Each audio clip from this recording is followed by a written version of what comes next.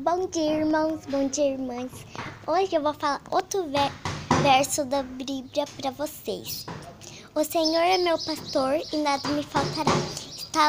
Está em Salmos 23:1.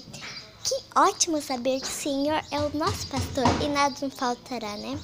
Então vamos fazer uma oração bem linda. Feche os olhos.